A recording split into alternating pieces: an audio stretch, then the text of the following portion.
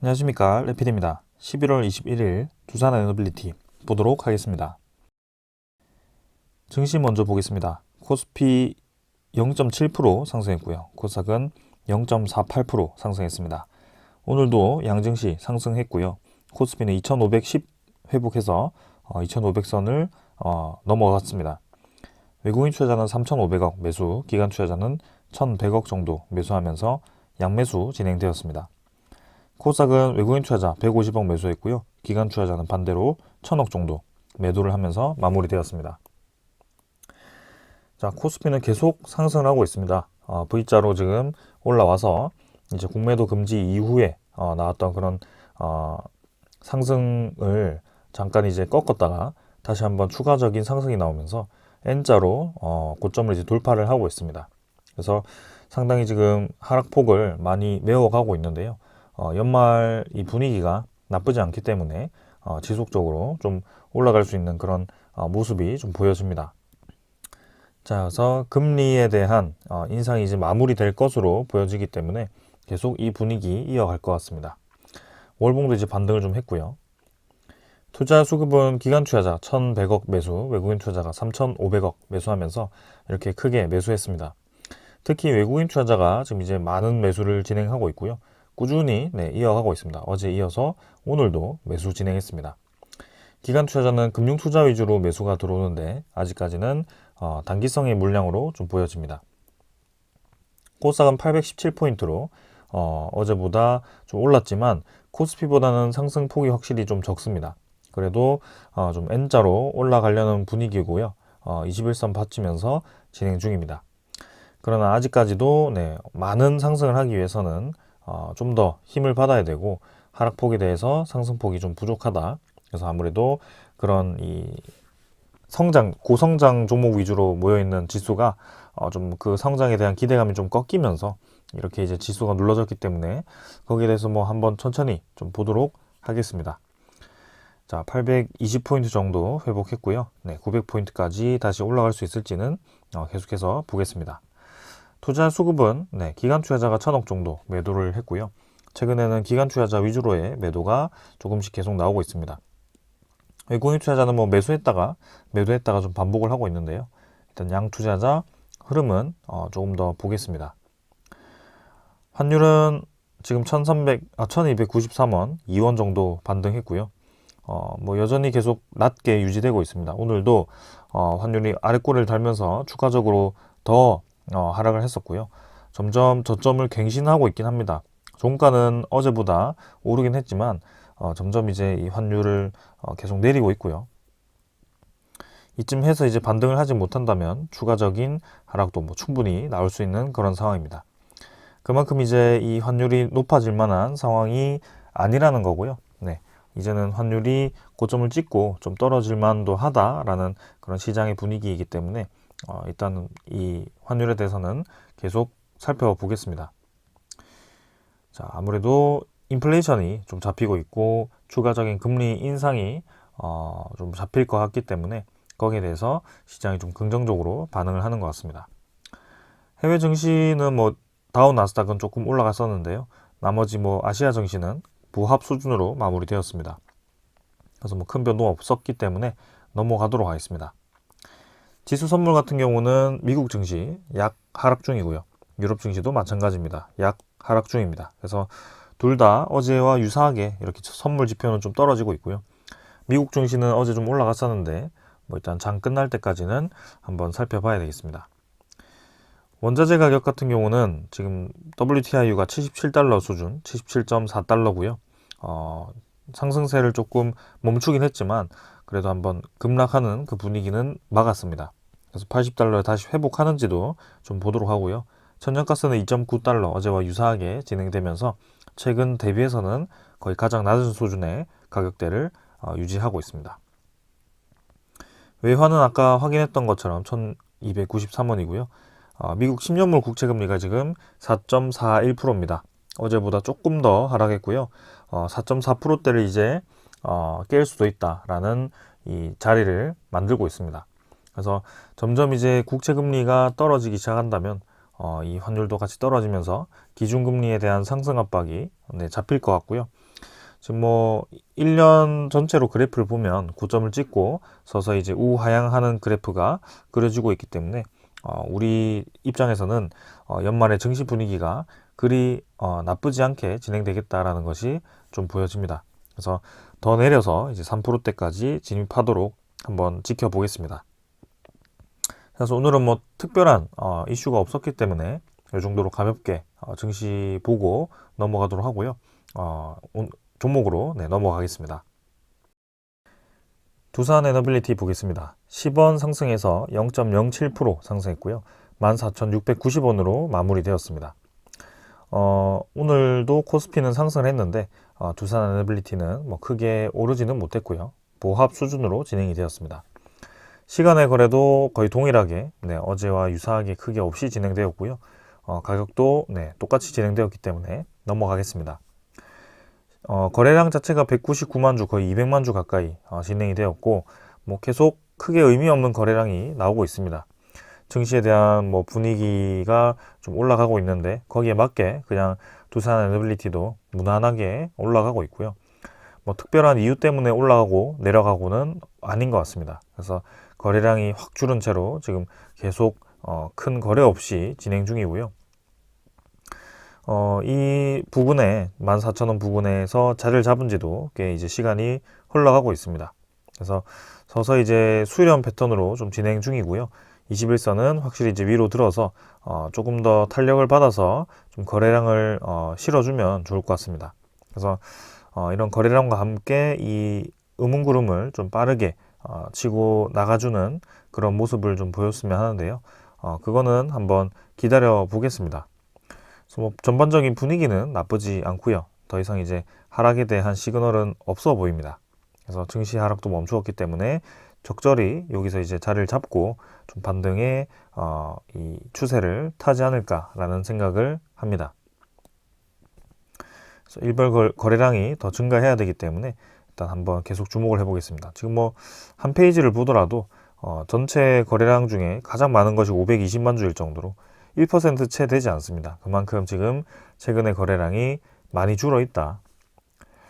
투자 수급을 보게 되면 기관 투자자가 10만 주 매수했고요. 외국인 투자자가 25만 주를 매수했습니다. 양매수 진행이 되었고 어제에 이어서 오늘도 양매수 진행했습니다. 오늘 이 기관 투자자는 금융투자 4만 7천 주 매수, 연기금 투자자가 5만 7천 주 매수했고요. 나머지 투자자는 큰 움직임 없었습니다. 그래서 연기금 투자자는 이틀 정도 매도 이후에 다시 매수를 했고요. 최근에는 매수 매도를 좀 반복하면서 진행 중입니다. 그래서 11월 9일자로 좀 이제 옵션 만기에 맞춰서 물량을 한번 쏟아내고부터는 크게 뭐 매수를 계속 한다거나 매도를 계속 한다거나 이런 움직임보다는 그냥 보합 수준으로 계속 누적 집계를 맞추어 가고 있다 이렇게 보여집니다. 그래서 향후 흐름은 계속해서 이렇게 주목을 해보겠습니다. 금융투자는 최근에 이제 10월달, 뭐 11월달 해서 집계를 하면 좀 계속 많이 매수를 하고 있거든요. 그러나 코스피 전체에서 좀 이제 금융투자가 이렇게 매수를 하고 있기 때문에 뭐 두산 에너빌리티가 지금 앞으로 좋을 것 같아서 많이 매수한다라고 보기는 좀 어렵고 그냥 전반적으로 코스피에 대한 매수를 하고 있구나라고 생각을 하시면 되겠습니다. 나머지 수급은 뭐 크게 눈에 띄지 않고요. 외국인 투자자는 확실히 지금 꾸준히 들어와 주고 있습니다. 그래서 그래프도 보시면 외국인 투자자가 슬그머니 지금 지분을 계속 높여가고 있거든요. 이전에는 확 줄였다가 확 늘렸다가를 계속 좀 반복을 하는 그런 움직임을 보였는데 공매도 금지 이후에는 지금 이렇게 야금야금 높이는 그런 상황을 만들어가고 있습니다. 그래서 이 움직임이 언제까지 또 이어질지 MSCI까지 이 움직임이 이어질지 뭐 그런 것들 한번 체크해 보겠습니다. 아직까지도 기관 투자자, 외국인 투자자는 전반적으로 계속 전체적으로는 지분을 높이는 방향으로 진행을 하고 있습니다. 자, 그래서 한번 추세를 계속 살펴보겠습니다.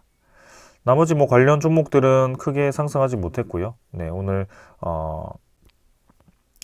에너지 관련해서는 크게 뭐 빛을 발하지 못했던 것 같습니다. 그래서 다른 날에 좀 힘을 받았으면 하고요.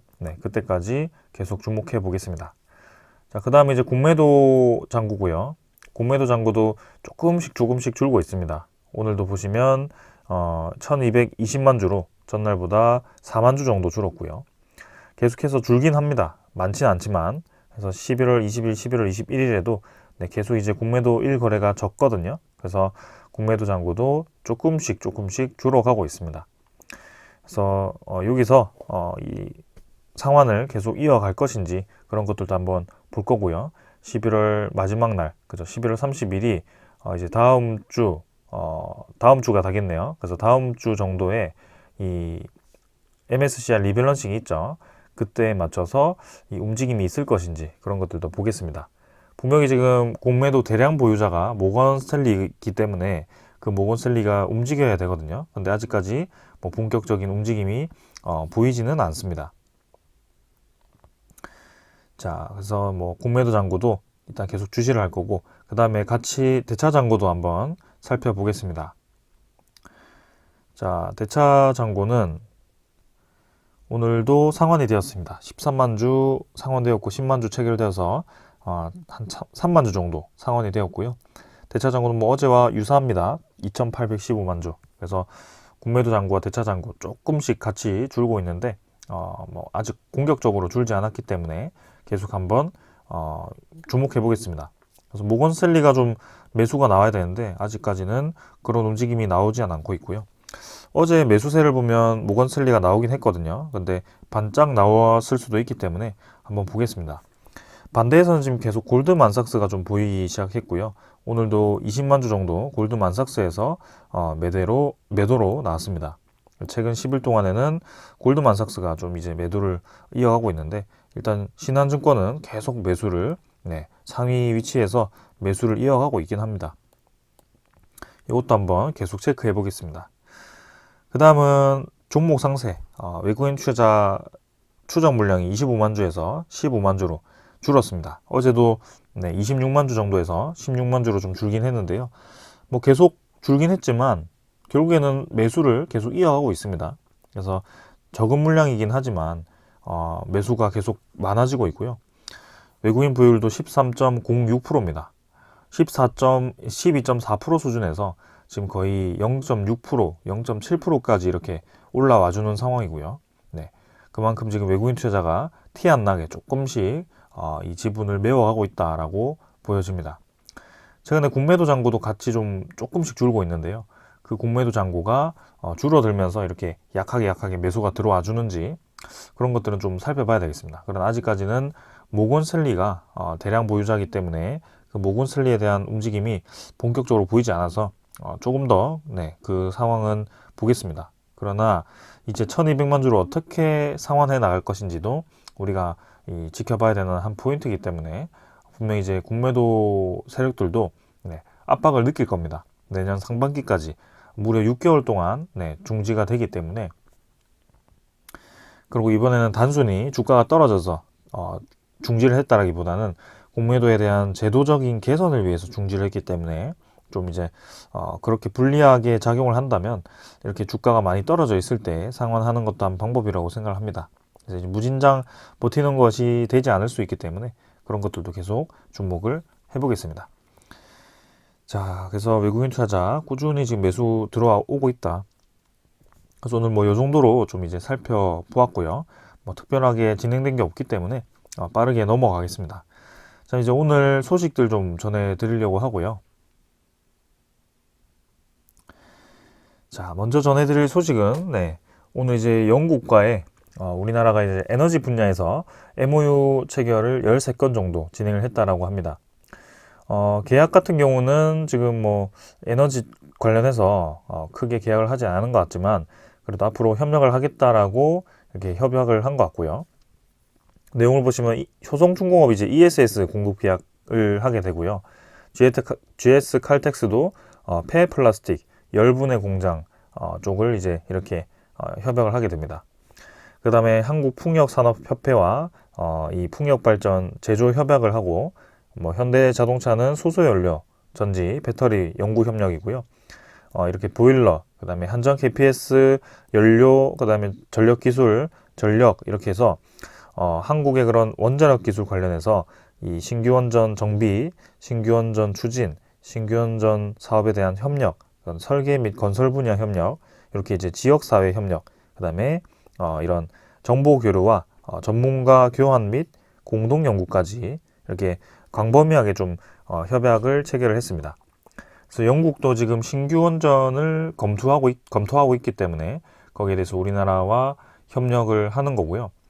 우리는 이제 원자력 쪽에 제조 강국이지만 영국 입장에서는 해상 풍력에 또 기술이 좋거든요. 그래서 그런 것들을 우리가 또 협력을 하면서 서로 이제 기술을 공유하는 그런 의미 있는 계약을 체결한 것 같습니다. 자, 그래서 뭐 MOU 체결했다라고 해서 뭐 전혀 의미가 없다라고 하시는 분들도 있겠지만 미래의 그런 수주를 위해서는 이 MOU 체결부터 먼저 진행이 되어야 된다라는 점. 그래서 좀 멀긴 하지만 이렇게 차근차근 나아가고 있다라고 생각을 하시면 되겠습니다. 자, 그리고 이어서 지금 이제 이 스웨덴 정부에서 원자력을 대폭 확대하겠다라는 로드맵을 발표하게 됩니다. 그래서 스웨덴 정부가 이전부터 좀 원자력에 관심을 많이 가져왔고요. 우리나라와도 SMR 관련, 신규 원전 관련 협약을 준비를 하고 있었습니다. 그래서 내용을 보시면 신규 원자력 확대 목표를 2035년까지 최소 대형 원전 2기, 2045년까지 10기 수준으로 명시를 하였고요. 2022년 10월에 스웨덴 연립정부가 이미 원자력 증대 의사를 밝힌 바가 있습니다. 그래서 동협정은 에너지 목표를 100% 재생에너지, 100% 재생에너지에서 100% 비화석 연료로 발전으로 변경을 했다라고 하고요. 말 그대로 RE100에서 CF100으로 바꿨다라고 보시면 되겠습니다. 그래서 우리나라가 지금 추진하고 있는 CF100에 대해서 스웨덴 정부가 동조하고 있다라고 보시면 될 것 같고요. 특히 스웨덴 같은 경우는 원래 이 신재생에너지에 대한 기술이 뛰어난 국가입니다. 네, 스웨덴의 대표적인 북유럽 국가이기 때문에 또 그쪽에서는 해상 풍력이 굉장히 효용성이 있거든요. 그래서 스웨덴 같은 경우도 일단은 그 신재생에너지 외에도 원자력 에너지가 불가피하다라는 것을 인정을 한 것 같고, 네, 계속해서 원자력을 확대하기 위해서 이렇게 로드맵을 발표를 하게 됩니다. 그래서 우리 입장에서는 상당히 의미가 있다. 그리고 영국 의회에서도 원자력 보고서에 이제 이 와일파라고 하나요? 네, 신규 원전에 대한 촉구를 하게 됩니다. 그래서 와일파 부지에 신규 원전 건설을 정부에 촉구를 하게 되고요.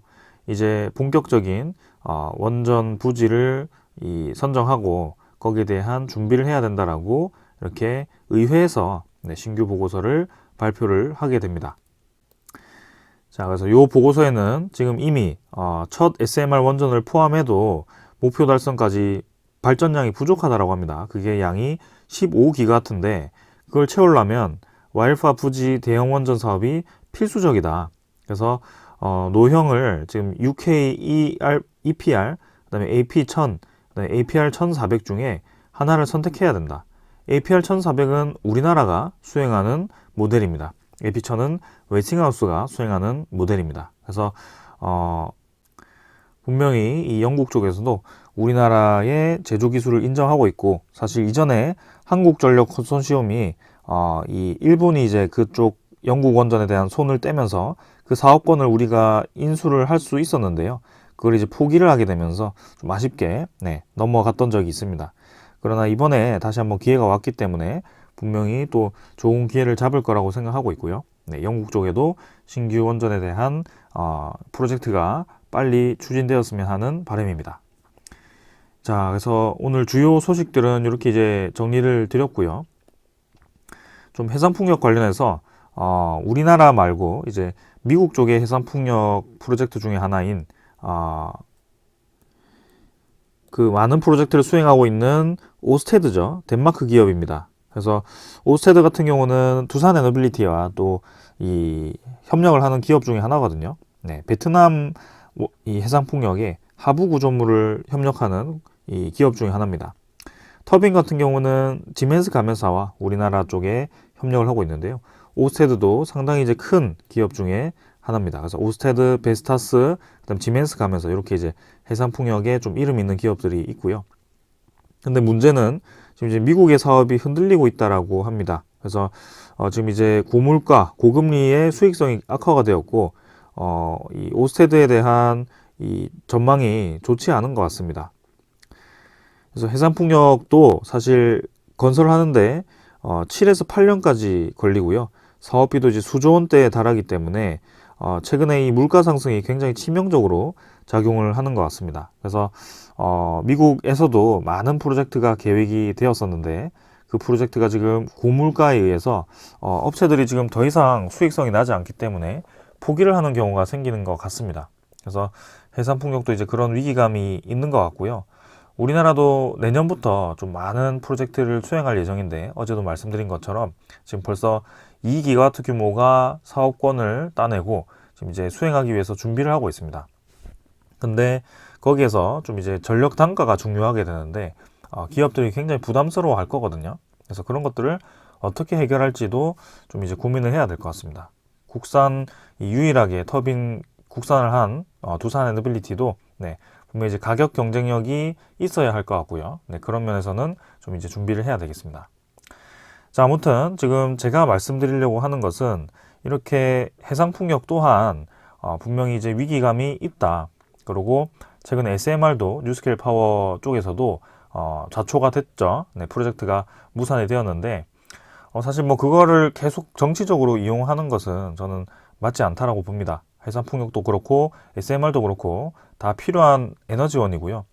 신재생 에너지도 필요하고 원자력 에너지도 필요하다라고 좀 말씀을 드리고 싶습니다. 그래서 특히 우리나라에서 좀 이렇게 에너지가 좀 정치적으로 많이 이용되는 것 같은데 그거는 굉장히 좀 아쉽습니다. 그래서 에너지는 지금 전 세계적으로 좀 수요가 많이 늘어나고 있기 때문에 지금 당장에서야 경기 침체가 와서 그리고 전기차에 대한 수요가 예상보다 좀 꺾여서 그나마 이제 여유가 좀 있지만 분명히 전기차가 많이 보급이 되고 우리가 예상했던 그런 데이터 센터 그런 것들이 많이 보급이 되고 하면 이제 앞으로 많은 에너지원이 필요할 수밖에 없습니다. 그때를 대비해서 지금 이렇게 에너지를 다각화시키고 있는데요. 지금 우리나라는 어느 한 에너지원을 죽이기 위해서 서로 물고 뜯고 하는 것 같습니다. 그래서 그거는 정말 옳지 못하다라고 좀 생각이 드는데요. 일단 좀 저는 두산 에너빌리티 입장에서 좀 보면 어제 또 이제 원자력 에너지에 대한 주요 예산안을 다 깎아버렸죠. 0원으로 만들어 버렸습니다. 근데 과연 이제 그게 뭐 맞다 틀리다를 떠나서 우리나라의 이 RE100이라는 것이 좀 적합한지 그런 것들을 좀 생각을 해봐야 되지 않을까. 분명히 효율적인 면에서 맞는 것인지 그런 것들을 좀 살펴봐야 되겠습니다. 그래서 일단은 RE100이라는 것은 참 공교롭게도 처음 기업이 사용하는 전력 100%를 재생에너지로 충당하겠다라는 캠페인입니다. 그래서 2014년 영국 런던의 다국적 비영리 기구 더 클라이밋 그룹에서 발족이 되었다. 그래서 영국에서 시작을 했다라고 보시면 되겠습니다. 근데 그런 영국이 지금 이제 우리나라와 2023년에 원자력 협력을 하고 있는 그런 상황이고요. 2014년 당시에는 2011년 후쿠시마 원전 사고 이후에 얼마 되지 않았습니다. 3년 뒤였기 때문에 그때는 당연히 탈원전 기조가 굉장히 강했습니다. 그래서 우리나라도 그렇고 굉장히 이제 전 세계적으로 원전 프로젝트가 이제 취소가 되고 그때는 좀 이제 좀 탈핵 에너지가 필요하다라는 차원에서 이제 신재생 에너지에 관심을 가졌던 거고요. 그때부터 일찌감치 유럽에서는 그런 신재생 에너지의 보급을 많이 진행을 했고 특히 이제 영국도 해상 풍력에 대한 기술력을 그때 많이 키웠던 것 같습니다. 자, 근데 여기 보시면 RE100이라는 것은 정부가 강제한 것이 아니라 글로벌 기업들의 자발적인 참여로 진행되는 일종의 캠페인이라는 점에서 의미가 깊다라고 되어 있고요. 여기에는 태양광 발전 시설 등 설비를 직접 만들거나 재생에너지 발전소에서 전기를 사서 쓰는 방식이다라고 되어 있습니다. 자, 재생에너지 발전소에서 전기를 사서 써야 되는데 그걸 이제 100% 충당하기 위해서는 이 재생에너지 발전소에서 생산하는 전력 단가가 낮아야 될 겁니다. 그죠? 기업 입장에서는 당연히 전력 단가가 낮아야지 내가 다른 기업 대비해서 경쟁력이 생기는 거겠죠. 생산 단가가 떨어져야 되니까요. 근데 이 전력 단가가 높다면 결코 기업은 경쟁력을 갖출 수 없습니다. 그런 면에서 최근에 이 급속도로 성장하는 산업들, 전기 수요가 늘어나는 그 환경 속에서 이 재생에너지에 대한 이 100%가 한계가 있기 때문에 최근에 영국도 정책적으로 이 원자력을 다시 검토를 하고 신규 원전에 대한 비중을 20% 후반대까지 늘리겠다라고 공식적으로 발표를 한 겁니다. 그런 결과 우리나라와 이렇게 원자력 협력을 하게 되는 것이고요. 자, 그러고 이 세계 지도를 좀 보면서 설명을 드리겠습니다. 자, 유럽 쪽에서 이제 이 신재생 에너지가 많기 때문에 유럽에 대한 이 내용을 보면, 자, 요쪽, 그죠?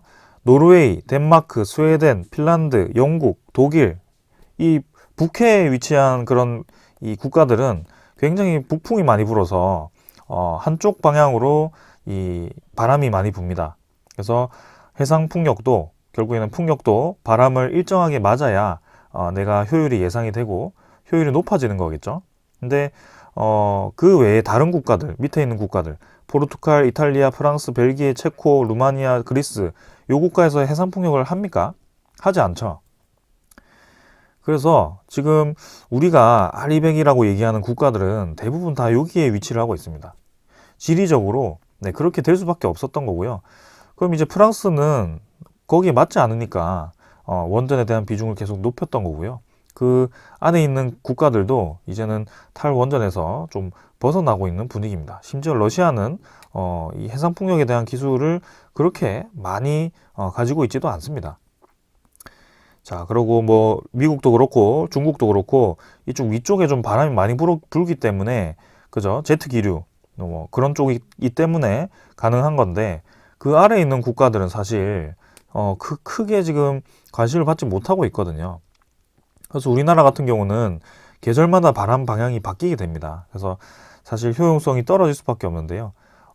해상 풍력 같은 경우 조금은 우려되는 부분도 있습니다. 분명히. 그러나 그것을 감안하고 이제 신재생에너지 보급을 늘리겠다라는 것이고요. 거기에 맞게 두산 에너빌리티도 우리나라 환경에 맞게 그런 이제 이 해상풍력 모델을 개발한 거기 때문에 한번 그런 것들도 좀 살펴봐야 할 것 같습니다. 자, 그리고 전 세계적으로 원자력 기술이 뛰어난 국가들이 사실 몇 없습니다. 일본, 그 다음에 미국, 캐나다, 프랑스, 영국, 그 다음에 러시아, 중국, 그 다음에 인도까지 뭐 요 정도가 있을 것 같네요. 근데 그런 국가들 중에 탈원전을 수행한 국가는 사실 우리나라 밖에 없는 것 같거든요. 제가 생각했을 때는. 국내 이 에너지 생산 비율 중에 원자력 에너지가 차지하는 비중이 굉장히 높음에도 불구하고 그거를 싸그리 없애버리겠다라는 정책을 펼치고 있고, 그리고 그 기술을 지금 이제 충분히 수출할 수도 있고 세계적으로 인정을 받고 있음에도 불구하고 거기에 대해서 기술력을 지원하지 않겠다라고 지금 정책을 펼치고 있는 겁니다. 그게 사실 맞을까라는 좀 생각이 드는데요. 지금 상황을 보면 내가 싫어하는 사람이 옆집 국밥집, 그죠? 아주 맛집으로 소문난 국밥집을 간다고 해서 그 국밥집이 싫다, 나는 절대 가지 않겠다, 저기 망하게 하겠다라고 하는 것과 좀 유사한 상황입니다. 그래서 합리적으로 생각했을 때 지금 전 세계적으로 한쪽 에너지원에 몰두하고 있는 국가들은 지금 몇 없거든요.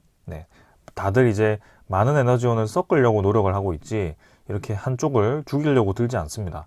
그래서 그런 이 후쿠시마 원전 사고 이후에 몇 되지 않던 그런 이 시기에 이 느낌을 지금까지 가져와서는 좀 안 되지 않을까라는 생각을 좀 하고 있고요. 합리적으로 좀 선택을 해야 된다라고 보여집니다. 그래서 좀 직접적으로 뭐 그렇게 이 누구 잘못이다라고 말씀을 드리는 게 아니고, 지금 이 에너지 같은 경우는 정치적으로 활용될 게 아니라 태양광도 그렇고 해상 풍력도 그렇고 원자력 에너지도 그렇고 SMR도 그렇고 수소도 그렇고 우리나라는 좀 다 같이 개발을 해야 되는 상황입니다. 지금 경쟁에서 뒤처지지 않으려면 그런 투자를 해야 되고, 네, 한쪽을 완전히 없애버린다는 것은 있을 수 없는 일입니다. 에너지 입장에서는. 그래서 그렇게 좀 잘 진행되었으면 하는 바람입니다. 자, 오늘 여기까지 하고요. 두산 에너빌리티가 그런 시장에 대한 흐름을 파악했기 때문에 이렇게 기술력도 다각화시킨 것이 아닌가 싶습니다. 그렇기 때문에 저도 투자를 하고 있는 상황이고요. 네, 신재생 에너지도 그렇고 원자력 에너지도 그렇고 LNG 포함해서 수소 에너지까지 많은 에너지를 지금 검토를 하고 있기 때문에 두산은 분명히 성장해 나갈 것입니다. 그래서 좀 정치적인 상황이 이렇게 가운데에 놓여 있어서 좀 아쉽긴 하지만 그런 이 합리적인 선택들이 나오면 좋을 것 같고요. 네, 거기에 두산 에너빌리티가 좀 성장할 수 있는 기회가 좀 마련되었으면 하는 바람입니다. 자, 오늘 여기까지 하고 마무리하겠습니다. 감사합니다.